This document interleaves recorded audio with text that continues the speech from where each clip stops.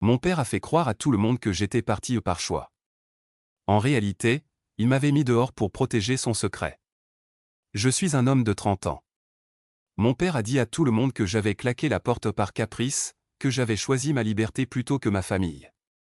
En vérité, il m'a mis dehors un soir d'hiver, une enveloppe à la main, pour étouffer un secret qu'il aurait exposé. Il a fermé derrière moi en murmurant qu'il me protégeait de moi-même. Ce qu'il protégeait surtout, c'était son visage dans le miroir des autres. Il s'appelle Alain. Ma mère, c'est Nadine. Ma petite sœur, Élodie, a 6 ans de moins. On a grandi dans une maison où l'on confondait l'ordre et la paix, où on disait qu'un homme ne doit jamais expliquer ce qui le dépasse. Mon père répétait qu'un clan solide se construit sans détails inutiles. Les détails inutiles, c'était tout ce qui l'obligeait à répondre. Le déclencheur n'a pas été un cri. Ça a été une prise de sang. Élodie tombait malade trop souvent. Les médecins parlaient d'un problème immunitaire qui demanderait peut-être un jour une greffe de moelle. Ils ont inscrit la fratrie sur une liste pour des typages HLA. Rien d'extraordinaire. On a tous tendu le bras. 3 semaines plus tard, l'hôpital a rappelé. Pas pour la greffe. Pour une anomalie de compatibilité. Rien d'affolant médicalement, a dit la biologiste avec une politesse raide, mais l'écart entre mon profil à moi et celui d'Élodie était trop large pour des enfants présentés comme ayant le même père. Elle m'a conseillé de vérifier l'état civil, d'un ton qui prétendait ne rien dire tout en disant beaucoup. Je n'ai rien répondu. J'ai raccroché. J'ai regardé mon téléphone comme s'il m'avait mordu. J'ai demandé à mon père s'il connaissait ces histoires de marqueurs. Il a haussé les épaules. Il a dit que les médecins aiment créer des problèmes. Le soir même, ma mère m'a demandé ce que j'avais encore inventé. J'ai compris que la conversation avait déjà tourné sans moi. Le lendemain, mon oncle Gérard m'a envoyé un message court: arrête de fouiller le passé, ça détruit les vivants. Je n'avais parlé à personne sauf à mon père. La nouvelle avait pris l'escalier de service. Dans les jours qui ont suivi, mon téléphone a commencé à filtrer par défaut mes proches. Des discussions de groupe ont surgi où l'on me reprochait de piétiner la mémoire de famille. Ma mère me répétait que je stressais Élodie avec mes lubies. Mon père racontait que j'étais en crise d'identité. L'hôpital a rappelé pour proposer un second prélèvement, par sécurité. Mon père a refusé à ma place, puis il m'a dit d'un ton neutre que les tests, c'est pour ceux qui doutent d'eux, pas pour nous. Il venait de me placer dans la catégorie de ceux qui doutent, donc de ceux qui trahissent. J'ai commencé à regarder les objets avec l'œil de quelqu'un qu'on met dehors. Dans un tiroir de son bureau, j'ai trouvé une clé USB.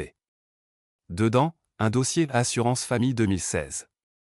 Un PDF oublié affichait un intitulé clair, test de paternité résultat. Mon nom y apparaissait à côté de celui d'Alain, avec un 0% net. La date remontait à 8 ans. J'ai senti mes doigts devenir froids.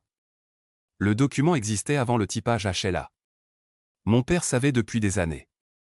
Il avait choisi de me serrer dans ses bras quand ça l'arrangeait et de me désigner comme un étranger quand ça servait son récit. Je n'ai rien dit ce soir-là. J'ai copié le fichier. Je l'ai glissé sur mon téléphone. J'ai dormi assis dans ma voiture, à 2 rues, incapable de rentrer sous son toit sans hurler.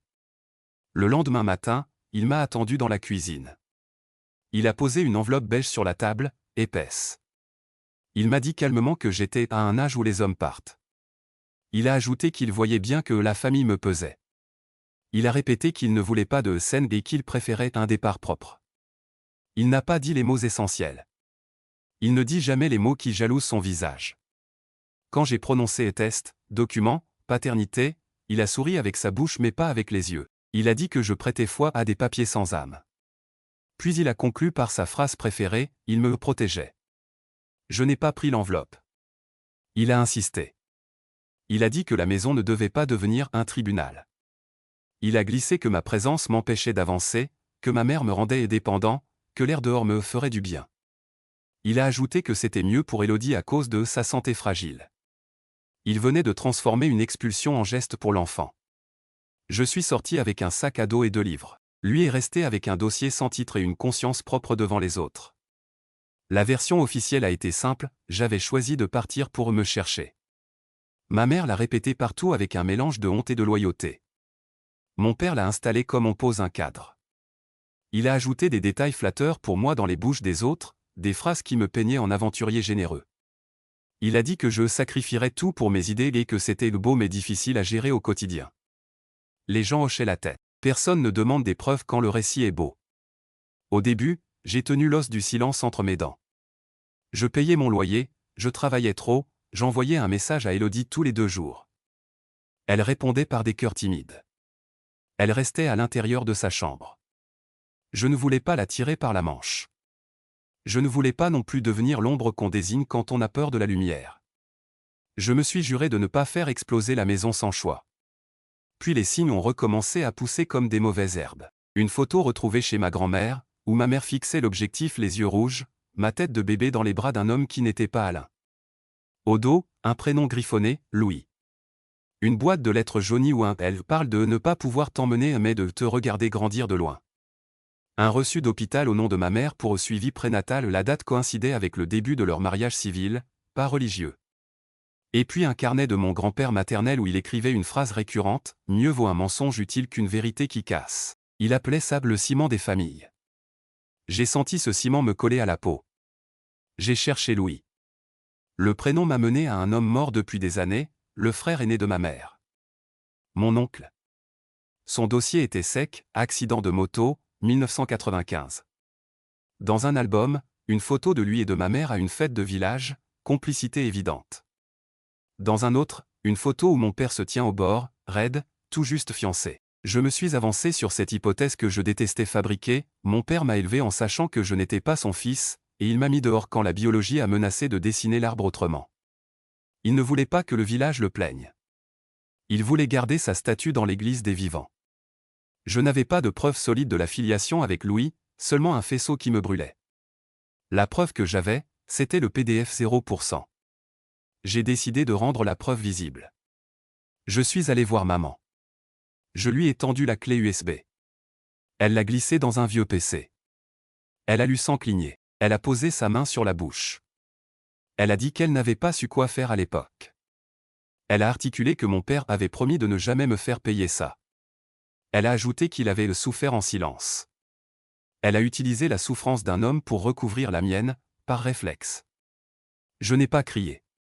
J'ai demandé pourquoi l'hôpital m'avait appelé si tard maintenant. Elle a répondu qu'ils avaient refait les papiers d'Élodie, qu'on lui avait demandé de confirmer des informations, qu'elle avait tremblé, qu'Alain avait repris la conversation à sa place, qu'il avait dit que tout allait bien. J'ai senti que même à l'intérieur de la faute, elle lui cédait le volant. Elle ne me protégeait pas. Elle avait peur de le perdre. C'est à ce moment-là qu'Alain est rentré. Il a vu l'écran. Il a pris la clé. Il a effacé le fichier dans la corbeille comme on écrase une fourmi. Il a dit que les gens vivent très bien sans ce type de détails. Il a ajouté que ma curiosité met en danger la santé d'Élodie parce que le stress est mauvais pour elle. Il a répété qu'il me suppliait de ne pas transformer la maison en laboratoire. Il m'a regardé comme on regarde un étranger qui s'est trompé d'adresse. J'ai vu dans ses yeux l'homme qui a décidé que la vérité doit rester à la cave pour qu'il puisse continuer à saluer les voisins sans baisser la tête. Les semaines ont empiré. On m'a retiré mon rôle de parrain d'Élodie pour la préserver. Mes appels restaient sans réponse. Les repas de famille se faisaient sans moi, puis on m'a envoyé les photos avec des légendes qui me transperçaient, « Tu nous manques mais on respecte ton choix ». Mon choix. Ce mot me collait comme un autocollant mal arraché. Un dimanche de décembre, j'ai reçu un message d'Élodie, « Je veux te voir ». On s'est retrouvés près de la coulée verte. Elle m'a dit qu'elle avait surpris un échange entre papa et mamie, qu'on ne parlait plus de choix mais de le tenir jusqu'au mariage d'Élodie pour ne pas salir sa robe avec des histoires. Elle m'a demandé si je l'aimais moins à cause des gènes. J'ai senti ma colonne se fendre. Je l'ai serrée. Je lui ai dit que si elle avait été trouvée dans un panier à l'entrée de la maison, je l'aurais aimée pareil. Elle a pleuré en silence. Elle a glissé une enveloppe dans ma main. Dedans, 3 feuilles, une copie du test, une copie d'un mail d'Alain à ma mère où il écrivait « Il doit partir avant que ça s'officialise, on dira que c'est son choix », et une liste de choses à régler avant griffonner dans un agenda, double des clés, transfert de la voiture, appeler le cousin pour arranger l'hôpital. Je n'avais plus un faisceau. J'avais des angles et des noms. J'ai décidé de mettre fin au théâtre. Mais je voulais une scène où l'on ne m'accuserait pas d'avoir mené un coup d'État. Je voulais la lumière dans un lieu où il n'a pas la main, la santé. Élodie a refait un épisode. Hôpital. Bilan. Elle allait mieux, Mais l'équipe voulait boucler les identités biologiques pour la suite. Ils ont demandé à revoir le père légal, la mère, la fratrie. J'ai dit que je viendrais avec mes papiers. J'ai envoyé un message à Alain, je serai à l'hôpital mardi à 9 h, avec la vérité. Il n'a pas répondu. Il est venu avec sa chemise de président de club, sa voix de ton neutre, sa posture d'homme qui possède les mots. La biologiste a déroulé les marqueurs sur l'écran. Elle a dit que les chiffres ne discutent pas. Elle a demandé si l'on devait corriger l'état civil pour éviter de fausses pistes médicales. Alain a tenté son numéro, la famille est plus que des chiffres. La biologiste a répondu que la médecine ne soigne pas des formules. Ma mère n'a pas parlé. Élodie m'a serré la manche sous la table. Je n'ai pas humilié Alain. Je n'ai pas parlé de Louis. J'ai posé simplement la copie du test et la capture d'écran de son mail. J'ai dit que moi, je signerais comme un frère maternel, pas comme un frère biologique, que j'étais disponible pour les soins, que je resterais là, mais que je refusais de prêter ma peau à une erreur utile. La biologiste a hoché. Alain a serré les dents. Ma mère a fermé les yeux. Élodie a respiré une fois plus profondément. J'avais choisi mon camp, l'air. Le soir même, j'ai reçu un message groupé de la famille, on m'y traitait d'égoïste, de destructeur, de fils ingrat qui a besoin de salir pour exister. J'ai laissé les mots passer, puis j'ai envoyé une seule phrase, à partir d'aujourd'hui, on ne jouera plus avec mon prénom pour sauver l'orgueil d'un autre. Alain a fini par m'écrire en privé, il a dit qu'il me pardonnait pour la scène. Il a ajouté que les hommes règlent ça entre eux. Il m'a donné rendez-vous chez lui sans témoin. Je savais ce que sans témoin voulait dire dans notre maison, sans mémoire. J'ai pris la clé de la cave. J'y ai trouvé, dans son coffre, un dossier intitulé « Transmission ». Il contenait un projet de testament où mon nom disparaissait au profit d'Élodie pour des raisons d'harmonie, des notes d'assurance où je n'existais plus comme ayant droit, et une lettre à ma mère où il écrivait, de sa belle écriture, qu'il m'avait fait de son mieux avec l'enfant d'un autre. En bas, une phrase qui a planté ses clous, « Il faut qu'il parte avant que cela ne sorte, sinon je ne suis plus Alain ». Je l'ai attendu dans la cuisine. Il a posé sa mallette. Il a dit qu'il comprendrait que je sois blessé. Il a répété qu'il me protégeait. Je lui ai répondu qu'il se protégeait de l'humiliation. Il a demandé ce que je voulais. Je lui ai dit la vérité devant ceux qu'il a dirigés par la honte, pas son pardon. Il a secoué la tête. Il a dit que je ne savais pas ce que c'est de porter un nom. Il a ajouté qu'un jour, je le remercierais. Je suis parti avant d'avoir envie de casser quelque chose. En sortant, j'ai pensé à sa phrase, sinon je ne suis plus Alain. Il avait résumé toute l'histoire. Il préférait me perdre plutôt que de perdre son rôle. Le lendemain, ma mère m'a appelé en panique, Alain venait d'être transféré aux urgences après un malaise. Elle m'a demandé de venir. Je suis allé. Il était pâle, les lèvres sèches. Il m'a regardé sans la carapace. Il a murmuré que j'avais gagné. Je ne voulais pas de victoire. Je voulais un sol qui ne ment pas. La première partie s'est arrêtée à cet instant, entre son cœur qui battait encore et la vérité posée sur la table, exactement là où il refusait qu'elle soit depuis des années. Je n'ai pas répondu à son « tu as gagné ». Je n'étais pas en compétition. J'ai aidé la infirmière à repositionner ses oreillers. J'ai demandé au médecin s'il avait besoin de données médicales de la famille. Il a parlé d'examen, de tension, de repos. Il n'a pas prononcé le mot qui saturait la pièce, honte. Ma mère s'est assise dans le couloir, les mains serrées sur son sac. Elle m'a dit qu'elle n'avait jamais voulu ça. Elle a ajouté qu'elle avait cru que le temps arrange tout. Le temps n'arrange rien quand on lui met un couvercle. Les jours suivants ont été une succession de petites batailles concrètes. J'ai accompagné Élodie aux consultations. Je l'ai laissé choisir les mots qu'elle voulait garder. Je n'ai pas transformé notre lien en équation. J'ai appelé la mairie pour corriger les mentions nécessaires sur le dossier médical afin d'éviter des erreurs si un jour, une greffe devenait indispensable. L'employé a dit que ce n'était pas la première fois qu'elle voyait ce genre de correction délicate. Je n'ai pas su si ça me réconfortait ou m'affligeait. Alain est rentré chez lui au bout de 4 jours, plus silencieux. Il m'a demandé de passer seul. Dans le salon, il m'a remis une lettre scellée pour quand je ne serai plus là. J'ai refusé de la prendre en disant que je voulais des actes vivants, pas des lettres posthumes. Il m'a reproché mon absence de cœur. Je lui ai demandé s'il trouvait qu'il m'avait donné un cœur facile à manier. Il a détourné les yeux. Puis il a lâché une vérité qu'il n'avait jamais dite, il avait su pour Louis avant même leur mariage. Ma mère lui avait tout avoué. Il avait pris la décision d'être un père malgré tout. Je lui ai répondu que je ne lui reprochais pas de m'avoir élevé. Je lui reprochais de m'avoir expulsé quand la vérité a frappé à la porte, pour conserver la médaille de l'homme irréprochable. Il a dit que je dramatisais. J'ai dit qu'il m'avait retiré mon toit et mon nom dans la même phrase. Les réactions autour ont suivi des trajectoires prévisibles. Une partie de la famille a choisi le déni confortable, on a parlé des épreuves, de tempêtes, de malentendus qui a mal tourné. Une autre m'a soutenu en privé mais a gardé publiquement le sourire pour ne pas aggraver. Les voisins, eux, ont adopté leur chemin habituel, ils ont deviné sans demander. La maison a commencé à ressembler à ce qu'elle aurait dû être depuis longtemps, un lieu où l'on se parle clair pour éviter de pourrir de l'intérieur. Puis les conséquences concrètes ont débarqué, comme toujours, avec des chiffres. J'ai découvert que mon nom avait disparu des papiers d'assurance familiale. J'ai demandé à Alain de remettre les choses en ordre au moins pour ma mère et Élodie. Il a accepté, pressé, agacé. Il a grogné qu'il n'avait jamais eu besoin des papiers pour aimer. Je lui ai répondu que les papiers empêchent le vide d'avaler les faibles quand l'amour change de forme. Il n'a pas aimé ma phrase. Sa bouche a tremblé. Il a signé. C'est à ce moment-là que j'ai dû choisir pour de vrai comment me tenir. Ma première idée avait été de tout brûler, de révéler, de dénoncer, de couper. Mais je connaissais ma mère. Elle tiendrait mal la fumée. Je connaissais Élodie. Elle se tiendrait là où je poserais mon feu. Alors j'ai opté pour le fil, je dirai la vérité aux personnes qui la subissent, je corrigerai ce qui tue, je laisserai les autres s'accrocher au mur si ça leur chante. J'allais être présent, mais je ne porterai plus de mensonges sur mon dos. J'allais aider, mais je ne blanchirai rien. J'ai commencé par écrire une lettre, cette fois-ci de moi à eux. 2 pages sans colère apparente, avec des faits et des décisions.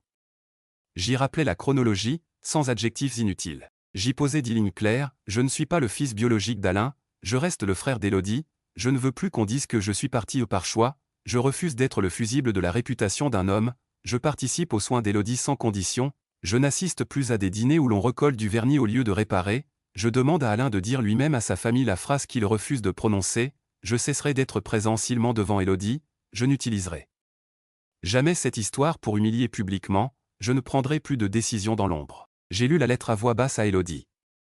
Elle a hoché la tête, posé, adulte trop tôt. Je l'ai donnée à ma mère. Elle a pleuré d'un pleur fatigué. Je l'ai laissé pleurer. Je l'ai donnée à Alain. Il l'a froissé, puis il l'a lissé, puis il a dit qu'il le verrait. Il n'a rien vu pendant 2 semaines. Alors j'ai bougé. J'ai pris rendez-vous avec lui chez ma grand-mère paternelle, la seule personne qu'il respecte vraiment. Je savais que devant elle, il évite les mots creux. Elle a servi un café. Elle m'a demandé d'aller droit. Je l'ai fait. J'ai posé devant elle le test, la capture du mail, la lettre. Je n'ai pas demandé son avis. Je lui ai demandé sa présence. Elle s'est tournée vers Alain et lui a dit d'une voix qui a figé l'air, « Tu vas parler. » Il a parlé. Il a dit, enfin, que je n'étais pas son fils biologique, qu'il le savait, qu'il m'avait mis dehors pour étouffer la rumeur que le typage hospitalier allait déclencher, qu'il avait choisi son nom. Il a dit que c'était un sacrifice. Ma grand-mère l'a regardé longtemps. Elle lui a répondu que ce n'était pas un sacrifice, c'était une lâcheté. Il a baissé la tête et n'a pas répondu. J'ai ressenti une paix austère. J'avais tant fantasmé ce moment. En vrai, il était simple, une phrase vraie dans une bouche qui mentait trop. Les jours suivants, la pression a décroché. Les messages de reproches se sont taris. Ceux qui m'en voulaient ont déplacé leur colère ailleurs. Ceux qui m'aimaient franchement ont cessé de chuchoter. Ma mère a commencé une thérapie. Elle a fait son premier rendez-vous de sa vie avec une étrangère à qui elle a raconté qu'elle avait eu peur toute sa jeunesse de perdre le seul homme qui avait dit oui à sa grossesse. Elle m'a demandé pardon d'avoir coopéré avec son silence. Je lui ai dit qu'elle n'avait pas choisi dans l'air frais. Elle avait choisi dans une pièce sans fenêtre. Alain a tenté un dernier mouvement, il m'a proposé de repartir à zéro, d'oublier cette parenthèse, de revenir à la maison le dimanche. Je lui ai répondu que je pouvais revenir comme on rend visite à quelqu'un, pas comme on redevient quelqu'un que l'autre raconte. Il a fait la moue. Il a tenté l'argument de l'âge, puis de la maladie, puis de l'histoire. Je lui ai dit que je venais de lui donner ce qu'il dit aimer chez les hommes, des lignes droites. Il a soupiré. Il a dit que j'étais dur. J'ai noté que les gens qui ont vécu dans le confort du mensonge appellent dureté la forme naturelle de la vérité. Et Élodie, dans tout ça, tenait sa propre petite maison intérieure debout. Elle m'a demandé si elle devait chercher Louis. Je lui ai répondu que Louis n'était plus. Elle m'a demandé si elle devait replacer des photos. Je lui ai dit que si elle voulait, elle pouvait mettre sur sa table une photo où elle se sent aimée, peu importe le nom des gènes. Elle a choisi une photo où on rit tous les deux sur un banc, un jour de pluie. Je l'ai laissé choisir. Je n'ai rien ajouté. L'hôpital a rappelé 3 mois plus tard. Élodie allait mieux. La greffe n'était pas nécessaire pour l'instant. Ils ont validé les dossiers corrigés. La biologiste m'a serré la main plus longtemps qu'une poignée protocolaire. J'ai su qu'elle avait vu trop de pièces où la vérité arrive après la catastrophe. Elle m'a dit merci d'un ton qui n'était pas médical. J'ai senti que je rangeais la première caisse. Côté administratif, j'ai remis ce qui devait l'être, bénéficiaire d'assurance pour Élodie, procuration limitée, papier mis au bon nom. Je n'ai pas revendiqué d'héritage. Je n'ai pas réclamé une part calculée. Je n'ai pas demandé de compensation. Mon exigence était ailleurs, plus jamais mon prénom ne serait un matériau dans leur façade. Plus jamais on ne dirait que je suis parti par choix sans que quelqu'un dans la pièce se lève pour dire ce n'est pas vrai. Ma grand-mère m'a remis un petit carnet de mon grand-père. À la dernière page, il avait écrit, au stylo bleu, une phrase que je garde maintenant dans mon portefeuille, mieux vaut une famille qui sait où elle a mal qu'une famille qui se ment jusqu'à ne plus sentir. Je n'ai pas sanctifié mon grand-père pour autant, c'est le même carnet où il prônait le mensonge utile. Les vieux apprennent parfois trop tard. Moi, je voulais apprendre à l'heure. Alain m'a envoyé, malgré mon refus, sa lettre scellée. Je l'ai ouverte dehors, dans ma voiture. Il y racontait sa version, comme toujours. Il écrivait qu'il m'avait donné un toit, qu'il avait essayé d'être père, qu'il avait eu trop peur du village. À la fin, il m'excusait d'avoir mal pris ses décisions. J'ai replié la lettre, je l'ai rangée dans une boîte-pièce. Je ne la relirai pas. Je la garde comme une preuve d'époque, pas comme une boussole. Aujourd'hui, je passe à la maison une fois par semaine. Je viens pour Élodie et pour ma mère. Je viens pour changer un néon, déposer des courses, imprimer un papier. Quand Alain est là, on parle de choses pratiques. Il n'essaie plus de me renvoyer à mon choix. Il sait que ce mot ne prend plus. Parfois, il me regarde longtemps comme quelqu'un qui voudrait me demander plus. Je n'ai plus la place. Je ne lui dois pas ma seconde vie. Je lui dois une humanité minimale. Je la lui donne. Si on me demande comment on continue après ça, je réponds simple. On arrête de se justifier auprès des murs. On s'occupe de ceux qui saignent vraiment. On ne confond plus la compassion avec la dévotion. On apprend à marcher sans la médaille que ceux d'hier ne veulent pas nous donner. On comprend que protéger ne veut rien dire quand c'est prononcé pour éviter une humiliation. On remplace la phrase « je te protège » par « je dis la vérité et je reste digne ». Je n'ai pas gagné. Je ne voulais pas gagner. J'ai cessé de perdre contre un récit qui m'étouffait. Je ne suis pas devenu un héros. Je suis devenu un homme qui s'est posé sa carte d'identité sur le comptoir sans demander à un autre de signer à sa place. Quand quelqu'un dit devant moi que je suis parti par choix, je réponds, d'une voix qui ne tremble pas, que j'ai été mis dehors pour protéger un secret, et que ce secret n'a pas survécu à la lumière. Ensuite, je commande un café, je sors mon téléphone, j'envoie un message à Élodie pour savoir si elle a besoin de piles pour sa télécommande. Elle me répond oui, avec un cœur. Ce cœur-là, personne ne peut le falsifier. Je garde 3 lignes sur un papier plié dans mon portefeuille, écrites le soir où j'ai décidé de retourner à l'hôpital avec les preuves, aider sans blanchir, être présent sans oublier, poser des limites qui tiennent. Elle ne me donne pas de fierté tapageuse. Elle me donne du sommeil. Et quand je croise dans le miroir celui qui a grandi dans une maison où l'on disait qu'un clan solide se construit sans détails, je lui réponds que les détails, parfois, sauvent des vies. Ma sœur a encore besoin de mon bras. Ma mère apprend à respirer sans demander la permission. Mon père vit avec la conséquence de ses choix. Moi, je vis avec la conséquence des miens, je ne marcherai plus dans la nuit qu'il a allumée pour rester le seul à être vu. J'ai trouvé la porte. Et je n'ai pas besoin qu'il me la tienne. Pour des histoires encore plus captivantes, essayez Audible gratuitement pendant 1 mois. Lien en description.